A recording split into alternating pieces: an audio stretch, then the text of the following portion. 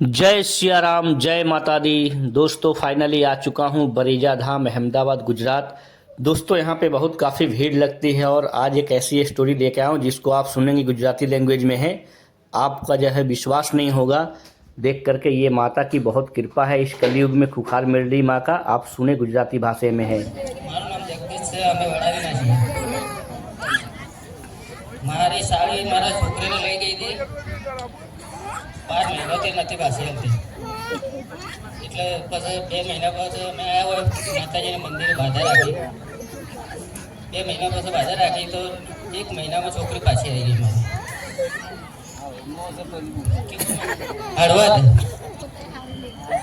હળવદ લઈ ગયા હતા તો છોકરીને વેચતા હતા અને આ છોકરીને સપના માતાજી આવ્યા તો એક ભરવાડને કીધું, આ છોકરી કહે કે મને વેચે છે.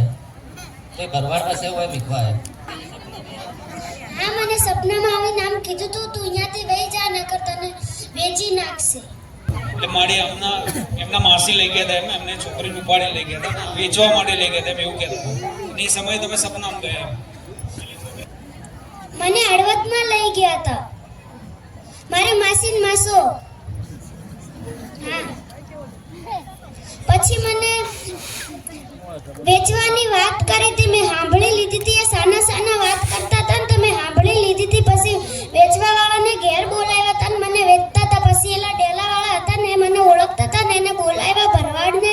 પછી એ મને અહીંયા મૂકવા આવ્યા. માતાજી મને સપનામાં આવી નામ કીધું તું અહીંયાથી વહી જા, નકર તને આ વેચી નાખશે. સપનામાં આ વાત કેટલી મોટી છે પણ એ બોલવામાં થોડા પાસા પડે છે. આની માસી, આ દીકરીની માસી એટલે આની બહેન, આની સગી બહેન આ દીકરીને મતલબ ક્યાંય વેચી દેવાની હતા. એવું કહેતા હતા. વેચી દેવા માટે અહીંથી લઈ ગયા લઈ હતા. ગયા હતા. તમને આ વાતની જાણ નથી અમારે. નથી.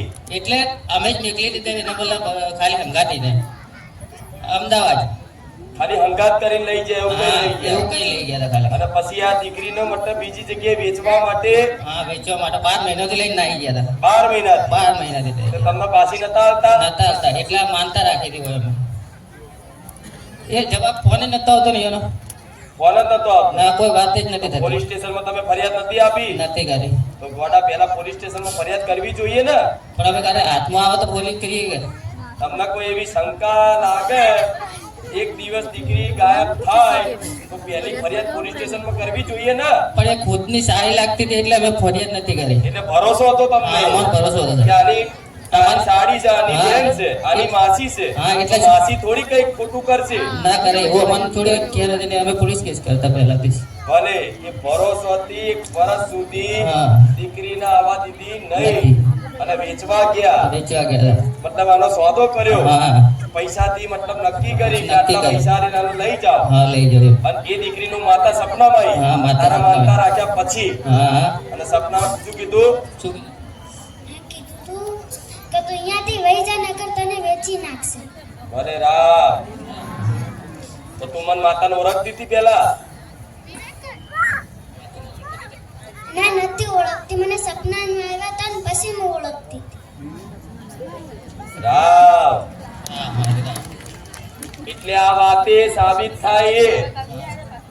અમુક લોકો કહેતા હોય કે બહુ વિડીયો જોતા હોય ને તો માતાજી સપનામાં આવે. હા. પણ આ દીકરીએ ના વિડીયો જોયો છે, નામ સાંભળ્યું છે, ના ખુખાર મેરડી બહુચર છતાંય આની પ્રાર્થનાથી એના સપનામાં જઈને એવું કહેતી હોય કે તું આ વ્યક્તિને મળ, આ વ્યક્તિને તું જાણ કર, આ વ્યક્તિ તને તારા ઘેર મૂકી આવશે. એ વ્યક્તિનું કીધું અને એ વ્યક્તિને મળ્યા અને એ વ્યક્તિ અહીં સુધી મૂકી ગયો, તમારા ઘેર સુધી. હા, આનું નામ ખુખાર મેરડી છે.